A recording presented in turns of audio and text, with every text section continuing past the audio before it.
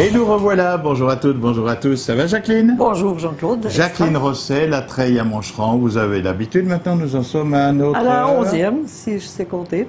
C'est merveilleux. Alors la dernière fois, Nous étions Chinois, partis en Chine, enfin épatant, hein, en Asie. En Asie. Et cette fois, on va vous faire voyager en Italie. Ben, je l'ai échappé belle, dans quelle région? Oh, un peu toutes les régions, c'est un petit peu mélangé. Bon, ça m'arrange, on reste un petit peu Voilà. au centre quand même. Juste où il y a Parce du que, soleil. Comme j'ai promis que si c'était une émission de vacances, je serais en costume de bain, ça m'arrange qu'on reste du côté de Florence, Ouais, ou je sais pas où, aujourd'hui, là, le temps Milan. n'est quoi, pas ouais. terrible. Hein, Bon, donc, d'accord. Allez, on visite l'Italie avec quoi? Alors, on va faire en entrée un vitello tonato, ensuite un saltimbocca alla romagna, accompagné de gnocchi verdi et Oui. una panna cotta comme dessert. Oh, et qu'est-ce qu'on chante? Arrivederci Alors ça, Roma, ou bien... je l'espère. Oh, on chantera tout à l'heure, J'ai hein? pas la voix pour. Non, c'est vrai. Bien, Jacqueline, pour préparer tout cela, il a fallu pas mal d'ingrédients, Voilà, je suppose. on les a tous préparés. Mais on c'est va une vous les cuisine dire. que les gens aiment bien. Et l'Italie, par exemple, quand on visite 15 jours, je sais pas, le Japon, par exemple, l'Amérique, etc., chacun va toujours un jour de la semaine dans un restaurant italien. Il n'y a pas de hasard, quand même. C'est sûr, oui. Hein? Non, C'est non, vrai, hein? c'est tout des bons restaurants. C'est une cuisine appréciée de tout. En tout cas, il y a quelque chose d'intéressant. C'est le vitello tonato qui va commencer. Je vais vous laisser en compagnie de Jacqueline et je suis sûr que vous aurez beaucoup de plaisir. Prenez note, ça vaut la peine. Alors, on va y aller avec le vitello tonato. Alors, c'est un morceau de veau, comme le nom l'indique. Si vous n'avez pas envie d'acheter du veau qui est assez onéreux, vous pouvez le faire la même chose avec de la dinde. C'est aussi une viande blanche et qui se cuit la même chose. Je ne vais pas vous montrer comment faire le bouillon parce que ça irait trop long. Je vous dis juste les proportions. On va cuire ce veau dans un bouillon. Vous prenez 2 litres d'eau, 3 décilitres de vin blanc, un jus de citron, une échalote piquée d'une feuille de laurier et de 3 clous de girofle, puis du bouillon de bœuf du commerce, une bonne cuillère à soupe. Vous portez le tout à ébullition. Et ensuite, vous mettez votre viande de veau ou de dinde dedans, une fois qu'elle cuit. Comme ça, elle garde vraiment tous ses sucres. Hein. Il faut la cuire une bonne heure, mais à frémissement, petit bouillon. Hein. Ensuite, vous gardez 3 cuillères à soupe de court bouillon. Vous allez voir maintenant pour faire la sauce. Donc, c'est une espèce de mayonnaise. Et on va voir la suite. Voilà les sauces.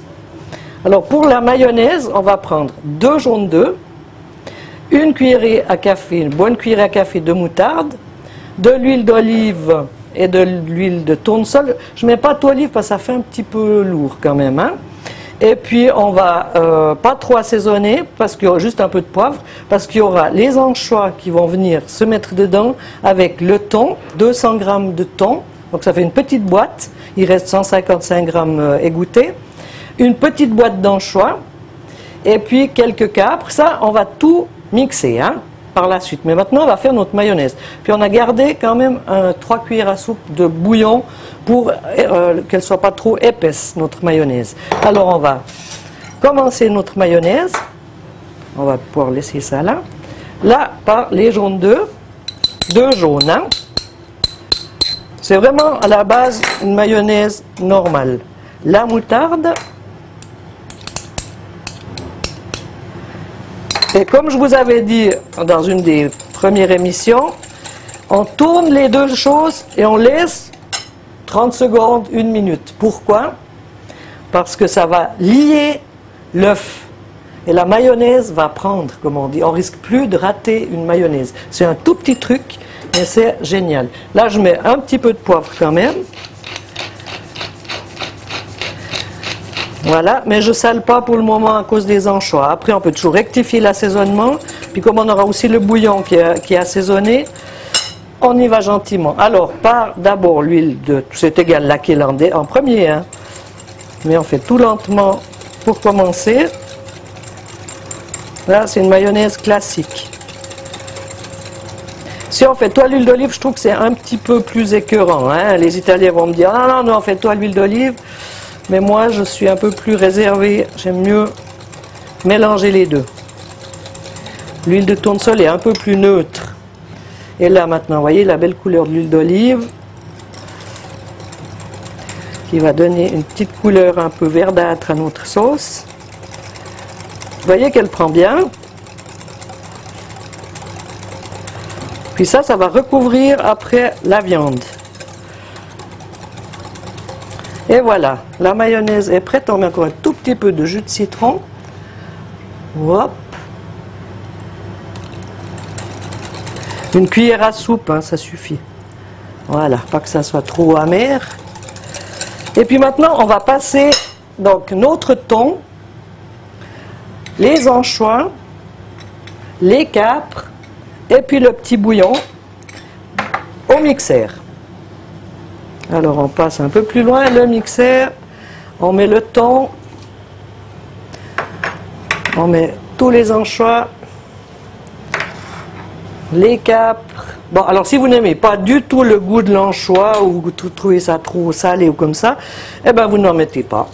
Ça fera un vitello un peu plus doux. Mais alors par contre, vous devez assaisonner votre mayonnaise. Là, on va faire du bruit juste une petite minute.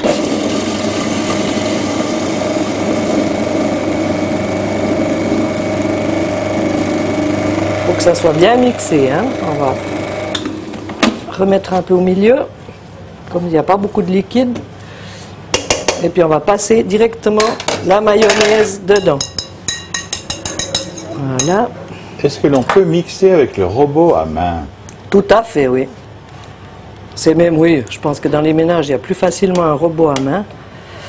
Ou bien ils ont des plus petits robots aussi, mais ça va, tout va bien, hein, pourvu que ça soit mixé. Si vous n'avez pas du tout, vous faites à la fourchette, mais alors là, ce sera peut-être moins évident, hein. Voilà, ça devient bien crémeux.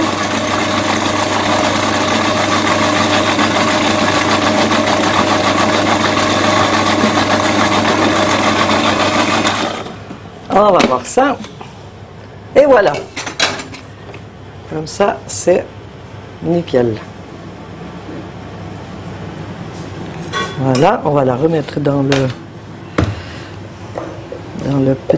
le verre, comme ça vous la verrez mieux. Il ne faut pas qu'elle soit trop épaisse, hein, il faut qu'elle reste quand même un peu claire, parce que sinon ça va être écœurant sur le veau. Alors voilà. Puis là, ça vous donne une bonne ration. Après, vous pouvez faire même avec un bouilli, hein, si vous avez un bouilli de bœuf et que vous ne savez pas trop qu'en faire, vous pouvez faire la même chose. Alors, on va prendre la viande. Vous voyez, je vous ai montré, je l'ai déjà préparé parce que c'est simplement donc le veau qui a été cuit au bouillon, comme je vous ai dit, et je l'ai coupé en petites tranches. Là, j'ai fait une petite en forme de fleur. Et on va recouvrir ces assiettes de la préparation à base de la mayonnaise au thon. Alors on va faire bien comme ça. Alors ça c'est selon vos goûts, si vous en voulez une bonne couche ou pas trop, hein. Ça se mange normalement simplement avec un morceau de pain. Vous pouvez le faire comme un bon repas du soir ou en entrée comme on fait aujourd'hui. C'est une entrée quand même jolie, hein. Voilà, puis on peut faire des décors. Voilà, ben c'est ce qu'on va faire, hein. On met 2-3 capres quand même pour le goût. Ceux qui n'aiment pas, ils n'en rajoutent pas. Et puis on va mettre une petite tomate cerise. En fait, il faut que le veau soit coupé très fin, Voilà. on rappelle quand même. L'astuce est là. Voilà. Puis vous pouvez mettre un petit peu de persil aussi. Pour faire encore un petit peu plus de couleur. Oui, un peu de verdure par-dessus. Voilà. Alors une jolie petite entrée. C'est relativement vite fait. Juste le veau. Donc vous le cuisez 1 heure à petit bouillon. Ensuite vous le laissez reposer dans le bouillon, refroidir dans le bouillon. Donc c'est mieux de le faire en tout cas la veille. Et puis après qu'il soit bien froid pour le couper. C'est mieux d'avoir une trancheuse. Autrement vous faites peut-être à peine moins fin, mais ça va aussi. Alors voilà le vitello tonato. Entrée excellente, le vitello tonato. Qu'est-ce qui nous attend, Jacqueline? Alors maintenant, la saltimbocca alla Romagna. Donc saltimbocca, ça veut dire saute en bouche, hein? Donc c'est pour ça que c'est la petite feuille de sauge qui va donner le petit sauter en bouche. On a même la traduction, c'est extraordinaire. Alors pour ça, il nous faut de nouveau du veau, donc c'est la journée veau. Ça aussi, après, vous pouvez faire avec de la dinde, vous pouvez faire avec un petit filet de porc, la même chose. Mais là, on va rester dans le classique. On va prendre les feuilles, oui, c'est presque des feuilles, du jambon cru, de la farine, donc les feuilles de sauge. Il faut les prendre quand même assez longues, qu'on puisse planter le cure-dent dedans. Et puis juste après, pour déglacer, vin blanc, 1 décilitre, et puis un tout petit peu de jus de citron. Il ne faut pas trop non plus pour pas que ça devienne agressif. Alors, on va vous montrer comment faire ces tranches de veau. Alors, je ne les ai pas préparées à l'avance pour vous montrer quand même. Donc, vous prenez jamais dans le sens de la viande, toujours dans le sens contraire des fibres. On prend des petites tranches.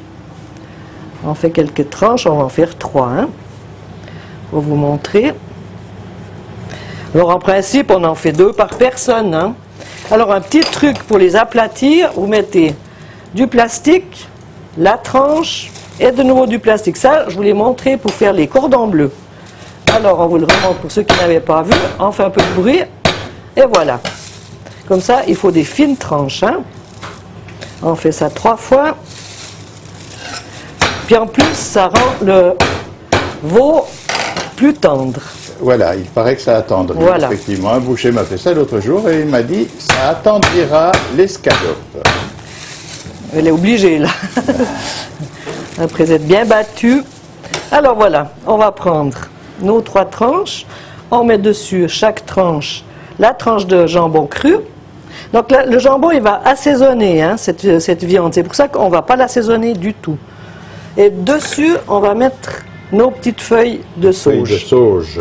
Voilà, une petite feuille de sauge. Ça, c'est ce qui va vraiment donner le goût spécifique à la saltimbocca.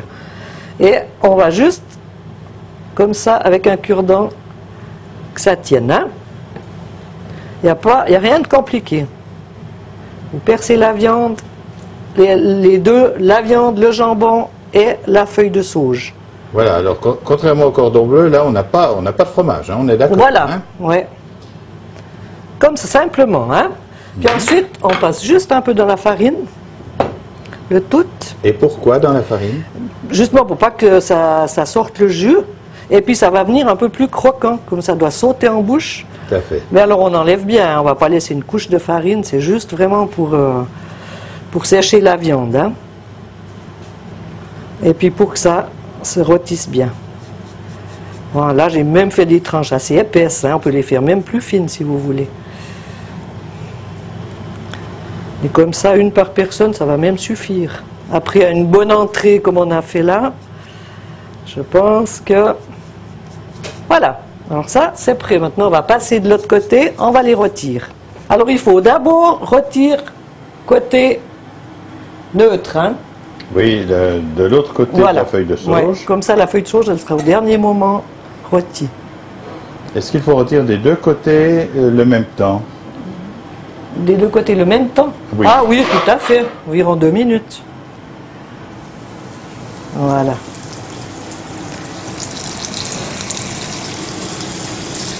Alors c'est peut-être le moment de parler de la qualité du veau que l'on trouve actuellement. Et puis quel morceau il faut prendre? Alors là j'ai pris dans la noix ronde. Après vous pouvez prendre dans la noix carrée ou dans le grenadin, c'est égal. C'est juste la forme qui va changer un peu. Mais ça va bien parce que ça fait un peu la forme du jambon cru. C'est ce qui est, mais je vous dis, vous pouvez prendre de la dinde, la même chose. Hein, c'est aussi très bon, c'est très tendre. Et là on rôtit déjà bien de ce côté. Mais la dinde, il faut prendre de la poitrine, je suppose. Voilà, oui, hein. oui. Un filet de dinde. Il y a quand même des morceaux qui sont plus tendres que les autres. Oui, sinon une cuisse, ça va peut-être pas se faire. Ça. Alors on va prendre une petite pique pour le déplacer le tout. Ça doit bien grésiller, hein. Bah, c'est le cas en tout cas. Ouais. C'est un petit peu plus même de ce côté, mais... Voilà, on la retourne et là c'est la feuille de sauge. Voilà, ça c'est la feuille de sauge qui rôtit. Elle doit être bien la feuille rôtie. de sauge en même temps que le jambon. Voilà, tout à fait, oui, oui. Voilà, ça va donner le du goût. jambon donne aussi un goût, hein, Ouais. bien sûr. Oui, puis le salé du jambon, en cuisant, il est encore plus salé, donc il va vraiment... J'ai pas mis de sel, hein. Seul truc, on peut mettre un peu de poivre là, de ce côté, et ça suffit. Juste poivrer.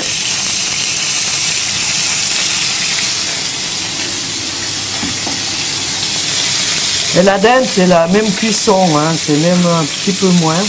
Il ne faut pas trop cuire de toute façon. Hein. Et le jambon, il doit être bien rôti. Il doit aussi craquer. C'est comme ça qu'il donne son goût. Voilà, ouais. C'est ça l'appellation saute en bouche, c'est vraiment le craquant, quoi. Là, on met, je vous ai dit, un tout petit peu de jus de citron. Vous voyez, il y a la valeur d'une cuillerée, même pas à soupe. Hein. Et puis, il faut bien le laisser cuire pour qu'il enlève son acidité.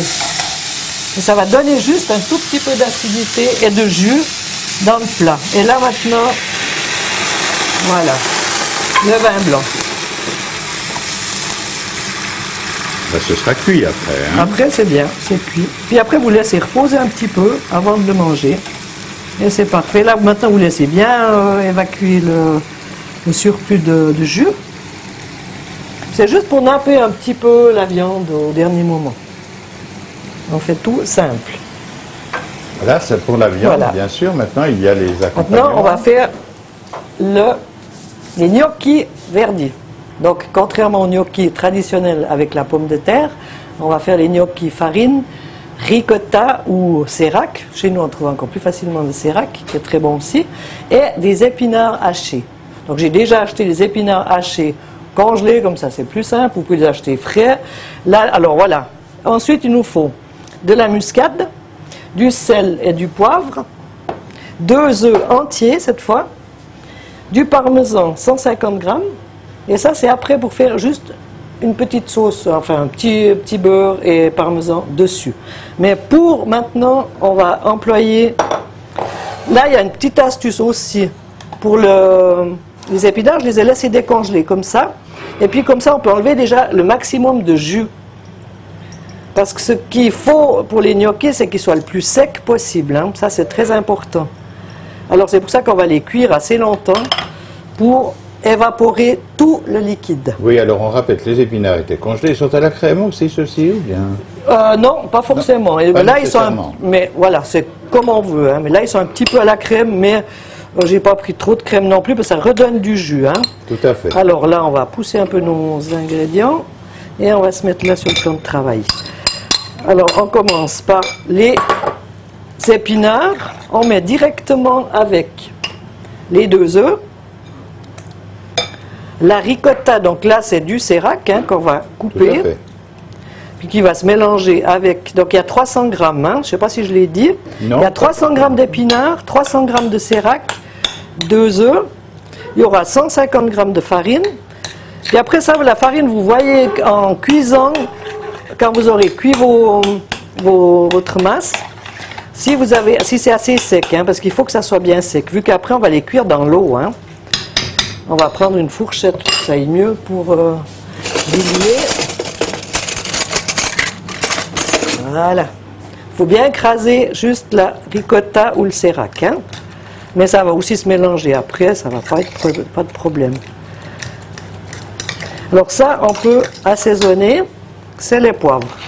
Il ne faut pas trop assaisonner non plus parce on va encore mettre le parmesan hein, qui va donner aussi pas mal. Ça donne un goût excellent. Voilà.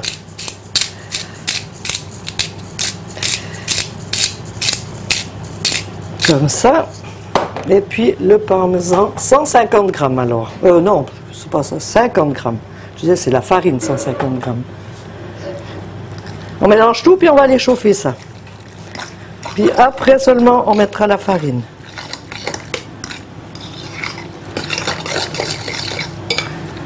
Alors, on passe de l'autre côté. Ah, j'ai pas mis la muscade encore. Une petite tombée de muscade. Voilà. Et on passe à la chaleur. Alors, on met directement ça dans une casserole. Il n'y avait rien dans la casserole, hein? Rien du tout. Non, non, c'est à sec, hein. C'est justement pour tout bien sécher la masse. Et puis l'œuf, il va aussi... On aurait peur de brûler, normalement. Non, mais il ne faut pas faire trop chaud non plus. Hein. Il faut bien tout le temps le rester devant et puis laisser bien sécher. Oui, ben, il faut rappeler quand même que quand on fait la cuisine, on ne fait pas autre chose. C'est vrai. C'est aussi simple. On met la cuisine, après on met son petit feuilleton TV, puis après tout est brûlé.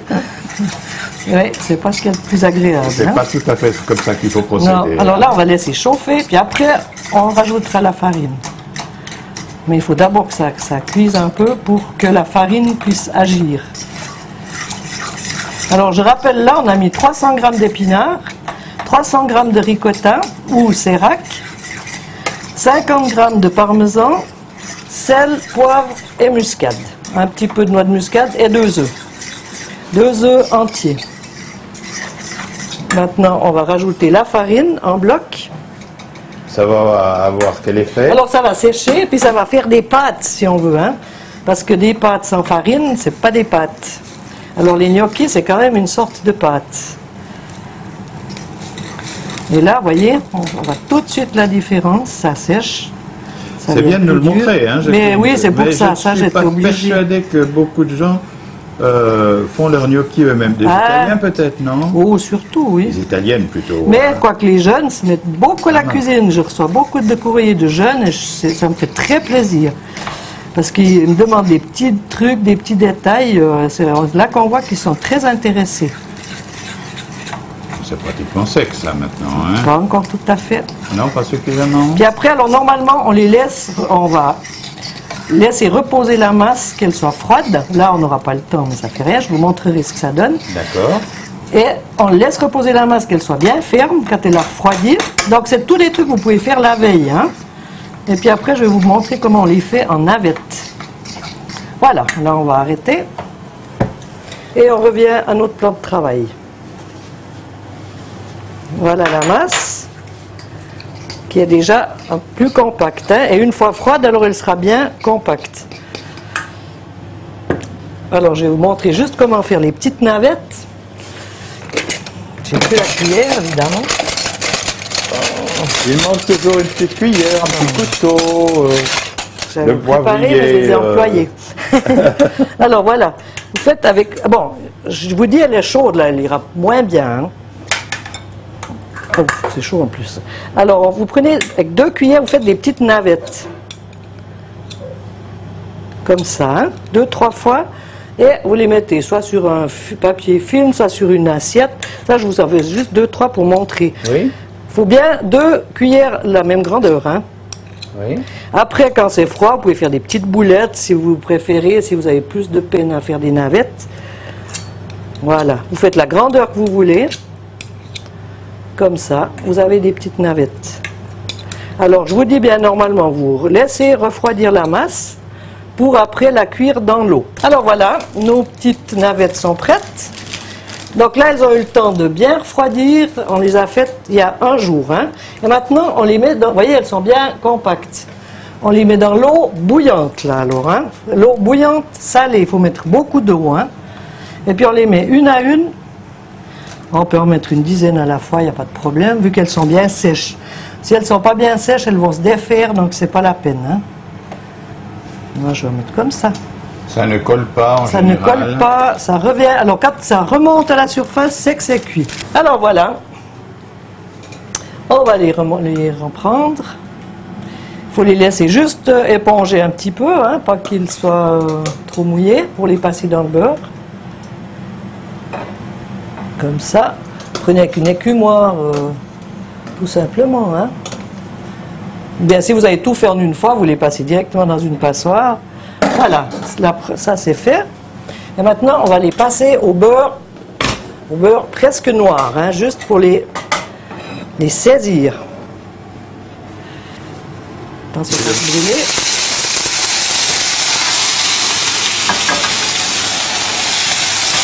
On va juste les tourner un peu, 2 minutes.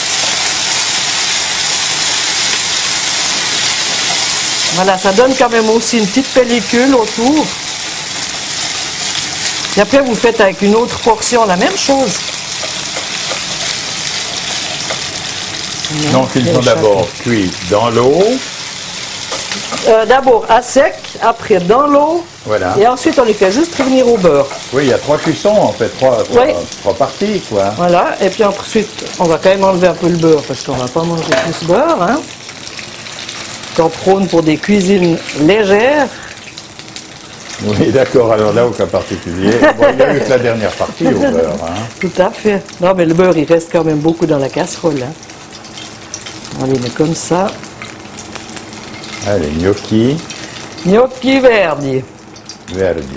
Et puis, juste au dernier moment, avant de servir, mais on va vous montrer avec la saltimbocca, hein, on met un peu de parmesan. Si vous n'aimez pas le parmesan, on n'en met pas. C'est toujours selon les goûts. Hein.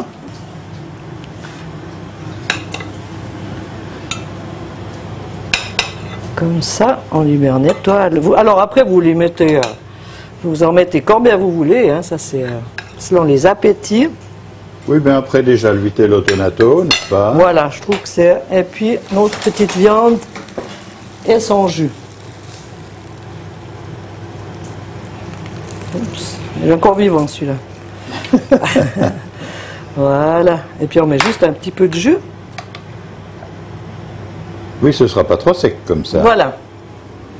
Eh bien, dites donc, aujourd'hui on se régale, on peut le dire. Alors, c'était déjà bien à l'entrée, le plat principal aussi.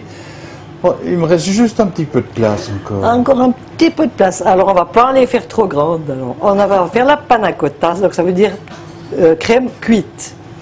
On va prendre 4 décilitres de crème entière, donc 35%, 1 décilitre de lait, 80 g de sucre, une gousse, même une demi-gousse de vanille, ça suffit. Ou bien, alors si vous n'avez pas de vanille, un demi-sachet de sucre vanillé, 3 feuilles de gélatine, et que ça, on va tremper dans l'eau froide, hein, pendant ce temps qu'on fait le reste. Elles ont le temps, elles se trempent. On les laisse dans l'eau froide, hein, j'ai bien dit. Entre deux, j'ai fait un coulis avec des framboises congelées ou fraîches, c'est égal. Donc là, vous faites juste passer au mixeur 250 g de framboises. Donc, si elles étaient gelées, bien dégelées, hein, 3 cuillères à soupe de sucre glace. Si vous n'avez pas, vous pouvez quand même mettre de l'autre, mais ça fait moins de grumeaux. Puis juste une cuillerée à café de jus de citron pour garder une belle couleur rouge. Ensuite, on les passe à la passoire. Une fois qu'on a fait ça, à une passoire comme ça, une simple passoire de ménage, pour enlever tous les grains. Donc là, vous avez une crème, un coulis de framboise qui est parfait, qui n'a pas un grain. Voyez, pour les dents, c'est plus agréable. Alors maintenant, on va passer à la cuisson. Donc c'est comme c'est une panna cotta, une crème cuite. Donc on va la cuire. On prend la crème, le lait. Je vais encore juste vous montrer pour la gousse de vanille ce qu'on fait. On la mettra aussi dedans, mais on enlève juste l'intérieur. Bon, on ne voit pas bien sûr le noir, mais vous la coupez en deux et vous enlevez les grains, vous voyez? Ça, c'est la vraie vanille. Tout à fait. Et ça, on va mettre directement les deux choses dans le lait. Alors, on passe là. La vanille de Madagascar, comme on dit. Vous voyez? Là, on met simplement à cuire le tout, hein, la crème. Donc, les 5 décilitres de crème à 35 degrés pour cent, 1 décilitre de lait. Ça veut dire que c'est de la crème entière, en fait. C'est de la crème entière, oui, et puis le sucre. Et là, on va laisser réduire à 4 décis et demi, 5 décis. Voilà, la crème est cuite. Elle est cuite, elle a réduit donc d'un décilitre. On a laissé la gousse de vanille, maintenant on peut l'enlever. On voit bien les petits grains noirs de la vanille. Et on va mettre maintenant les 3 feuilles de gélatine ramollie. Alors voilà. Évidemment, elles vont fondre ça très va facilement. Fondre, oui. Et puis en refroidissant, ça va faire tenir la crème. C'est la seule chose qui va faire tenir la crème en fait. Alors 3 pour la quantité là, c'est idéal. Hein. Faut pas en mettre plus non plus, sinon ça va être un pudding. Et puis maintenant, on va pouvoir simplement mettre la crème dans les petits raviers. Et puis laisser, alors comme je vous ai dit, reposer bien au frais 4-5 heures ou la veille. Mais après, ça se garde 2-3 jours, il n'y a pas de problème. Vous mettez une bonne pellicule filmée dessus et c'est idéal. Alors voilà ce que ça donne une fois froid.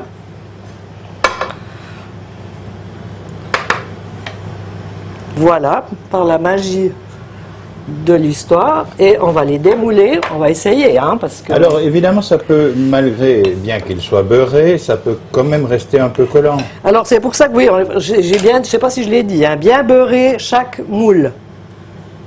Oui, on l'a précisé. Voilà. Alors là, j'ai pris de l'eau chaude et on va juste le passer un peu comme ça, 2 secondes à l'eau chaude. Que le beurre se ramollisse. C'est le autour. principe de l'aspi finalement. Exactement, voilà. Sitôt qu'il y a de la gelée ou du beurre, Oui. et vous essuyez un peu le moule et vous retournez.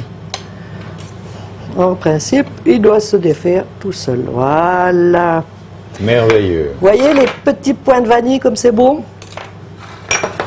C'est merveilleux, hein? Alors ça c'est extraordinaire parce qu'on voit qu'il y a la matière naturelle, c'est-à-dire Voilà. de Madagascar. Alors là, je répète pour mon petit coulis de framboises. Vous pouvez faire, alors, je dis bien, vous pouvez faire avec des fraises, d'après la saison, avec des kiwis.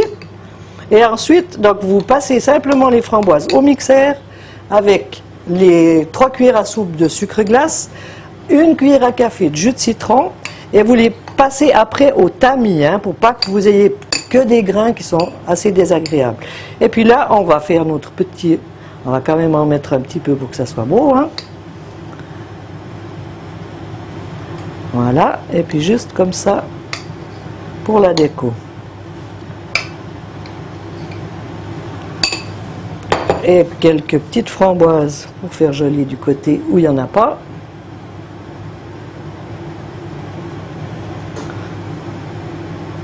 Et voilà, une petite panna cotta et son coulis de framboises.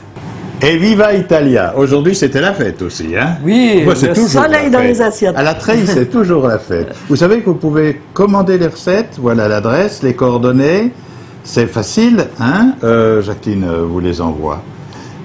C'est évident, Mais sans problème. sans problème. Et puis alors, ben voilà, il n'y a plus qu'à déguster. Ça va être bon. Ah, j'espère. Oui. J'espère. Alors 12 rendez-vous que nous avons eus à la Treille à Moncheran chez Jacqueline Rosset. C'est un plaisir. Merci à vous aussi. Hein. J'espère que la 13e nous portera bonheur. Espérons. Il y en a encore la 12e entre deux. Hein. Ah, dis donc, je prends de l'avance là. Qu'est-ce que ce sera? Non, c'est pas encore. Hein. Non, alors, Vous avez intérêt à regarder régulièrement la télévision si vous voulez nous suivre et si vous voulez savoir ce qui vous attend demain, après-demain, la semaine prochaine, les recettes de la Treille de Moncheran chez Jacqueline. Merci de nous avoir reçus une merci fois à de plus. vous. Bon appétit. Bon appétit à toi aussi, Jean-Jacques. Merci Jean-Claude.